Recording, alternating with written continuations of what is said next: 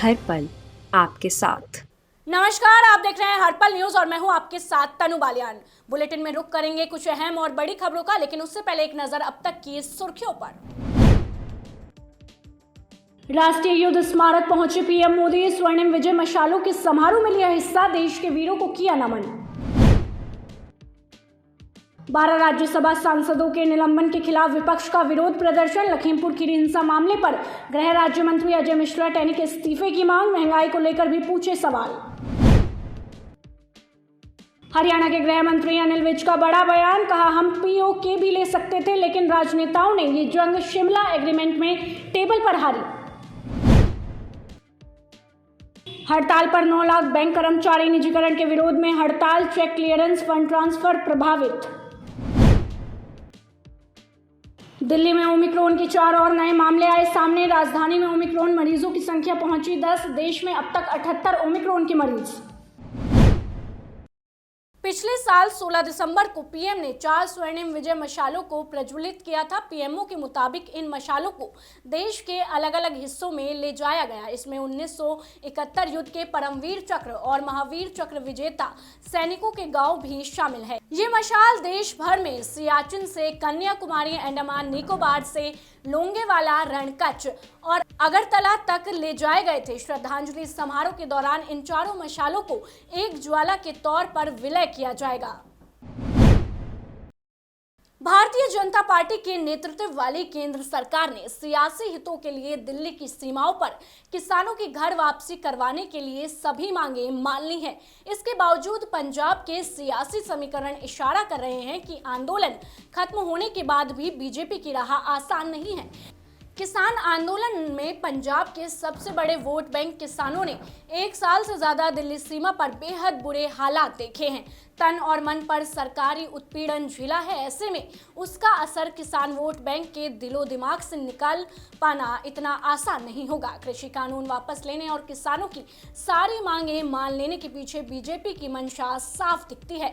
पंजाब में अगले महीने नए साल में विधानसभा चुनाव का ऐलान होने वाला है और बीजेपी कृषि कानूनों को रद्द करने और किसानों की सभी मांगे मानकर उसका लाभ चुनाव में लेना चाहती है। पंजाब की सियासत में बीजेपी अपने दम पर एंट्री कर अपना जनाधार बनाने की फिराक में है। हालांकि किसान इतनी जल्दी उस मानसिक और शारीरिक यंत्रणा से बाहर नहीं निकलेंगे। सरकारी बैंकों के प्राइवेटाइजेशन और बैंकिंग लॉ अमेंडमेंट बिल 2021 के विरोध में 16 और 17 दिसंबर को सभी सरकारी बैंकों में हड़ताल रहेगी। इसके चलते बैंकों में किसी भी किस्म का काम नहीं होगा। United forum of bank union की ओर से बैंकों की ये स्ट्राइक कॉल की गई है। इसमें बैंकों की 9 में से 7 यूनियन ने इस हड़ताल का सहयोग किया है। ऐसे में इसका असर अगले 2 दिन राजस्थान सहित पूरे देश की बैंकिंग पर देखने को मिलेगा। बैंकिंग से जुड़ा कोई भी जरूरी काम इन 2 दिन में नहीं हो सकेगा। बैंकों की हड़ताल में देश के 12 सरकारी और उनसे जुड़े बैंकों के लगभग 10 लाख और राजस्थान के 25,000 से ज्यादा बैंक कर्मचारी शामिल होंगे। सिर्फ 2 छोटी यूनियन को छोड़ सभी यूनियनों का इस हड़ताल को समर्थन है। इसके चलते लगभग देश के सभी बैंकों की लगभग 98% ब्रांच 2 दिन बंद रहेगी। राजस्थान में 6,000 से ज्यादा शाखाओं पर इसका असर देखने को मिलेगा। इससे पहले इसी साल प्राइवेटाइजेशन के विरोध में 16 और 17 मार्च को बैंकों की हड़ताल हुई थी।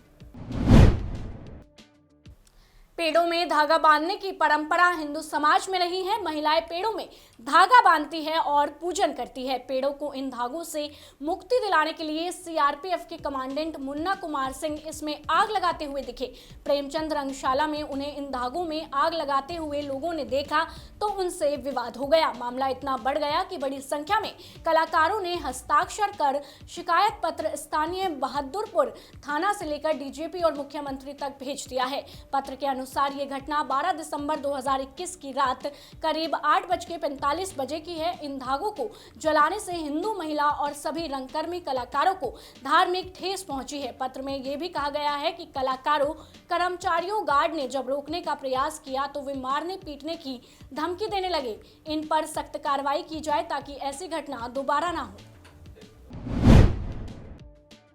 लखीमपुर हिंसा मामले में एसआईटी की रिपोर्ट आने के बाद मीडिया से बदतमीजी करने वाले केंद्रीय गृह राज्य मंत्री अजय मिश्र टेनी को बीजेपी हाईकमान ने दिल्ली तलब किया है। वे कल देर रात दिल्ली पहुंच चुके हैं। वीरवार को वे हाईकमान के सामने पेश होंगे। ऐसा बताया जा रहा है कि हाईकमान उनकी बदमिजाजी से नाराज है। वहीं टेनी के बेटे को लखीमपुर किसान हिंसा में साजिशकर्ता बताए जाने से भी पार्टी की बदनामी हुई है। पार्टी के भीतर भी मंत्री के व्यवहार को लेकर नाराजगी है। मंत्री को बर्खास्त किए जाने को लेकर लोकसभा की कार्यवाही बुधवार के बाद गुरुवार को भी हंगामेदार रही। पूरा विपक्ष लामबंद होकर केंद्रीय मंत्री अजय मिश्र उर्फ टेनी का इस्तीफा मांगा है। हंगामे के चलते सदन को दोपहर तक स्थगित करना पड़ा। राहुल गांधी और कई सांसद लखीमपुर हिंसा मामले पर बहस के लिए लोकसभा में नोटिस देते हुए टेनी के इस्तीफे की मांग की है। उत्तर प्रदेश विधानसभा के शीतकालीन सत्र का आज दूसरा दिन है। ये 17वें विधानसभा का आखिरी और इस साल का चौथा सत्र है। सत्र के दूसरे दिन सरकार सदन में अनुपूरक बजट और लेखानुदान पेश किया गया। इससे पहले कैबिनेट मीटिंग में इस अनुपूरक बजट को मंजूरी दी गई। सरकार 2021-22 के दूसरे अनुपूरक बजट वित्तीय वर्ष का अंतरिम बजट और 2022 से 23 के शुरुआती 4 महीनों के लिए लेखानुदान सदन में प्रस्तुत किया गया। गाजीपुर बॉर्डर 884 दिन बाद खाली हो गया है। सभी किसान यहां से अपने अपने घरों को लौट गए हैं। सारे टेंट तंबू उखाड़ लिए गए हैं। बुधवार रात करीब 9 बजे दिल्ली पुलिस ने मेरठ दिल्ली एक्सप्रेसवे पर लगी बैरिकेडिंग हटा ली। गाजियाबाद पुलिस ने 16 दिसंबर सुबह 10 बजे से एक्सप्रेसवे पर वाहन संचालन शुरू कर दिया। गाजियाबाद से वाहन अब सीधे दिल्ली जा सकेंगे। गाजियाबाद में CISF कट से दिल्ली के अक्षरधाम मंदिर के लिए 40 मिनट की दूरी तय करनी पड़ती थी, लेकिन अब बैरिकेड्स हट गए तो ये दूरी 5 मिनट में तय कर सकेंगे। दिल्ली पुलिस ने 6 लेन पर 16 लेयर बैरिकेडिंग 1 साल से लगाई थी ताकि किसान दिल्ली के अंदर ना घुस पाए। बुधवार रात JCB से दिल्ली पुलिस ने पत्थर के भारी भरकम बोल्डर हटवा दिए। पश्चिम बंगाल के मुख्यमंत्री ममता बनर्जी ने एक बार फिर बीजेपी पर निशाना साधा है। ममता बनर्जी ने कहा है कि 2024 में खेला हुए आगामी लोकसभा चुनाव में पूरे भारत में बीजेपी की हार निश्चित है। बुधवार को मीडिया से बातचीत करते हुए ममता ने दावा किया कि भगवा पार्टी को लोकसभा चुनाव में उसी तरह हार का सामना करना पड़ेगा जैसे कि बंगाल विधानसभा चुनाव में करारी शिकस्त मिली थी। ममता बनर्जी ने कहा कि विधानसभा चुनावों के दौरान राज्य में बीजेपी द्वारा चलाए गए अभियान को देखकर बंगाल की जनता सहम गई थी, जिसका नतीजा हुआ है कि राज्य में हार का मुंह देखना पड़ा। बंगाल सामाजिक सद्भाव का हमेशा से अगुवा रहा है। बंगाल जो आज सोचता है भारत वो कल सोचता है। हम 2024 के लोकसभा चुनावों में बीजेपी को विधानसभा चुनावों की तरह हरा देंगे। रक्षा मंत्री राजनाथ सिंह ने भारत के साथ नेपाल के संबंध को लेकर बयान दिया है। उन्होंने कहा है कि उत्तराखंड की सीमाएं नेपाल और तिब्बत से लगती है। नेपाल के साथ भारत के अच्छे संबंध है। तिब्बत में कैलाश मानसरोवर की यात्रा के लिए हमने लिपुलेख के रास्ते एक नया यात्रा के लिए रास्ता बनाया है, जिससे लोगों के समय की बचत होगी। आगामी विधानसभा चुनावों के मद्देनजर प्रदेश की सियासत में रोजाना उबाल आता रहता है। कभी एक पार्टी का पलड़ा भारी दिखता है तो कभी दूसरी पार्टी की सरकार बनते नजर आती है। राजनीतिक दल हर कोशिश आजमा रहा है, हर जातियों को वोट बैंक की तरह देख रहे हैं। इसलिए बीजेपी और सपा छोटे छोटे दलों के साथ हाथ भी मिला रही है, जिससे हर जाति, धर्म और वर्ग के लोगों को पार्टी से जोड़ा जाए। इसी के तहत गृह मंत्री अमित शाह की मौजूदगी में बीजेपी और निषाद पार्टी के राष्ट्रीय अध्यक्ष डॉक्टर संजय निषाद ने कहा कि 17 दिसंबर को रमाबाई अंबेडकर मैदान में होने वाली उनकी पार्टी की महारैली में गृह मंत्री अमित शाह और CM योगी आदित्यनाथ भी मंच साझा करेंगे। उन्होंने दावा किया कि महारैली में पार्टी के सभी बड़े नेता मछुआ जाति के उत्थान के लिए किए गए कार्यों से अवगत कराएंगे, तो वहीं मछुआ समाज के आर्थिक, सामाजिक और राजनीतिक आरक्षण की भी घोषणा करेंगे। विपक्ष के 12 सांसदों के निलंबन को लेकर राज्यसभा में बुधवार को गतिरोध बना रहा। निलंबन वापसी की मांग पर विपक्ष के शोर शराबे के बीच सदन में मामूली कामकाज हुआ। वेल में पहुंचे विपक्षी सांसदों के हंगामे के बीच सदन पहले 2 बार बाधित हुआ और तीसरी बार दिन भर के लिए कार्रवाई स्थगित कर दी गई। सरकार ने एनडीपीएस बिल पेश किया, लेकिन हंगामे की वजह से पारित नहीं किया जा सका। सरकार की ओर से नेता सदन पीयूष गोयल और संसदीय कार्य मंत्री प्रहलाद जोशी ने सदन में फिर स्पष्ट किया कि निलंबित सदस्यों को माफी मांगनी चाहिए।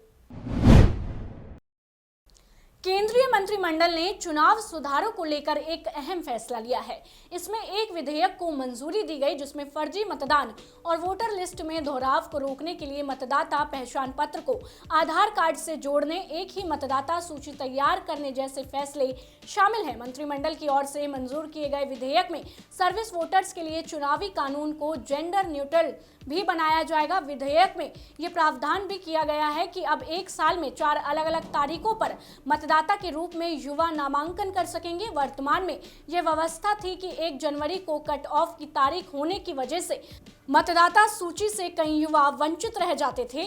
मसलन एक कट ऑफ तारीख होने की वजह से 2 जनवरी को युवा 18 साल की आयु पूरी होने के बाद भी पंजीकरण नहीं करा पाता था। ऐसे में उन्हें लंबा इंतजार करना पड़ता था, लेकिन अब विधेयक में सुधार के बाद अब उन्हें साल में 4 बार नामांकन करने का मौका मिल सकेगा। महाराष्ट्र में ओमिक्रॉन के बढ़ते मामलों के बीच मुंबई में कोविड प्रतिबंधों को 31 दिसंबर तक के लिए बढ़ा दिया गया है।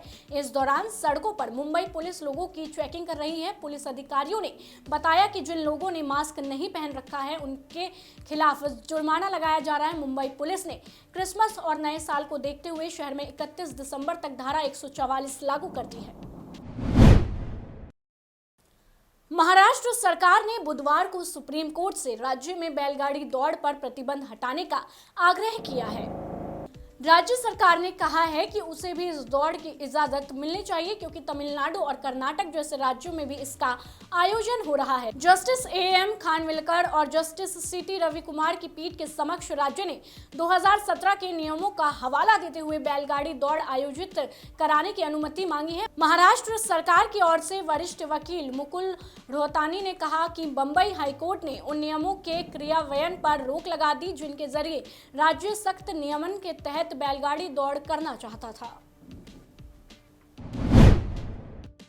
व्हाट्सएप पॉपुलर होने की वजह से स्कैमर्स की भी नजर पर रहता है। व्हाट्सएप पर नए स्कैम होते रहते हैं। अब व्हाट्सएप पर एक कौन बनेगा करोड़पति स्कैम चल रहा है। आपको बता दें कि कौन बनेगा करोड़पति एक पॉपुलर क्विज शो है। इसमें अमिताभ बच्चन होस्ट करते हैं। केबीसी स्कैम के जरिए स्कैमर्स आपके बैंक अकाउंट से पैसा खाली करने की कोशिश करते हैं। इसके लिए यूजर्स को व्हाट्सएप पर एक मैसेज भेजा जाता है। इसमें कहा जाता है उनका registered number KBC SIM card lucky draw competition 2021 के लिए चुना गया है।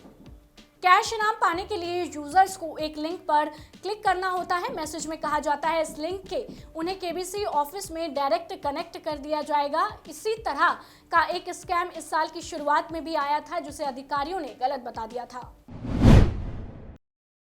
केंद्र सरकार साल के अंत तक कोरोना वैक्सीनेशन प्लान का रिव्यू करेगी। सरकार ने दिसंबर अंत तक ही देश की 65% वयस्क आबादी को दोनों डोज लगने का लक्ष्य तय किया गया है।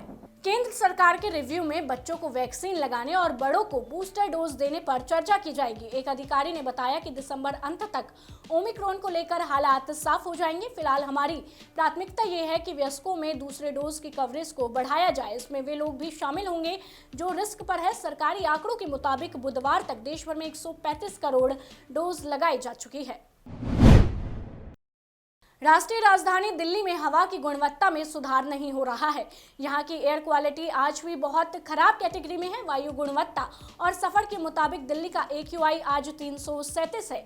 दिल्ली की सड़कों पर धुंध जमी हुई है। लोगों को यातायात में दिक्कतों का सामना करना पड़ रहा है। बॉलीवुड एक्ट्रेस आलिया भट्ट को गंगूबाई के अवतार में देखने के लिए फैंस बेसब्री से इंतजार कर रहे हैं। संजय लीला भंसाली के डायरेक्शन में बनी गंगूबाई काठियावाड़ी फरवरी में सिनेमाघरों में रिलीज होने से पहले फिल्म का प्रीमियर 72वें बर्लिन इंटरनेशनल फिल्म फेस्टिवल में होगा। आपको बता दें कि बर्लिन इंटरनेशनल फिल्म फेस्टिवल फरवरी में होने जा रहा है। इस फेस्टिवल में गंगूबाई काठियावाड़ी स्पेशल स्क्रीनिंग के लिए नॉमिनेट हुई है। इस फिल्म की शूटिंग महामारी के दौरान हुई है। आपको बता दें कि ये संजय लीला भंसाली की 10वीं फिल्म है। गंगूबाई काठियावाड़ी संजय लीला भंसाली के लिए खास फिल्म है क्योंकि इस प्रोजेक्ट के दौरान उन्हें इंडस्ट्री में 25 साल पूरे हो गए हैं। साल 2019 में रिलीज हुई दिवंगत अभिनेता सुशांत सिंह राजपूत और श्रद्धा कपूर स्टारर फिल्म छिछोरे अब अपने पड़ोसी देश चीन में धमाल मचाने को तैयार है। इस फिल्म ने भारत में रिकॉर्ड तोड़ कमाई की थी। इस फिल्म को नेशनल अवार्ड भी मिला था। दुर्भाग्य से इस फिल्म के रिलीज के बाद इसके मुख्य अभिनेता सुशांत सिंह राजपूत का निधन हो गया था। लगभग 2.5 साल बाद ये फिल्म चीन में रिलीज होने वाली है और इस फिल्म की रिलीज बहुत बड़े स्केल पर की जाएगी। ये फिल्म चीन में भी रिकॉर्ड बनाने के लिए तैयार है। फिल्म छिछोरे को चीन में एक बड़ी रिलीज मिलने वाली है। इस फिल्म को चीन के 100 शहरों के सिनेमाघरों में रिलीज किया जाएगा। आपको बता दें इसे करीब 11,000 स्क्रीन्स भी मिलने वाली है। ये आंकड़ा भारतीय स्क्रीन्स का 2 गुना है। आपको बता दें कि सुशांत सिंह की फिल्म छिछोरे 7 जनवरी 2022 को चीन में रिलीज की जाएगी।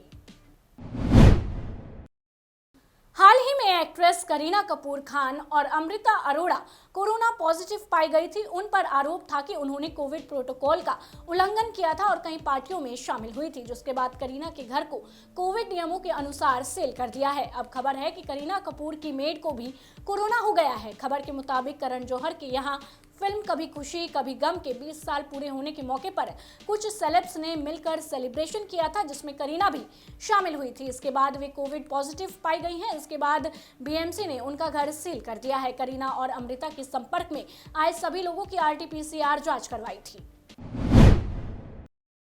वेस्टइंडीज क्रिकेट की टीम इस समय मुश्किल में फंसती नजर आ रही है। टीम इस समय पाकिस्तान के दौरे पर है, जहां उसके कुछ खिलाड़ी कोविड पॉजिटिव पाए गए थे। अब इसकी संख्या में इजाफा हुआ है और टीम के दौरे पर भी संकट के बादल छा गए हैं। क्रिकेट वेस्टइंडीज ने बताया है कि बुधवार को टेस्ट के बाद उसके 5 सदस्य कोविड से संक्रमित पाए गए हैं। ये पांचों अब आइसोलेशन में रहेंगे। इन 5 में से 3 खिलाड़ी हैं, जबकि एक सहायक कोच और एक टीम के फिजिशियन है। जानकारी के अनुसार ये 3 खिलाड़ी आने वाले मैचों में हिस्सा नहीं लेंगे। साथ ही ये पांचों बाकी टीम से अलग आइसोलेशन में रहेंगे। ये सभी 10 दिन या फिर तब तक आइसोलेशन में रहेंगे जब तक इनका टेस्ट नेगेटिव नहीं आ जाता। फिलहाल के लिए इस बुलेटिन में बस इतना ही। देश दुनिया की तमाम खबरों को जानने के लिए आप जुड़े रहिए हमारे साथ और देखते रहिए हड़पन न्यूज।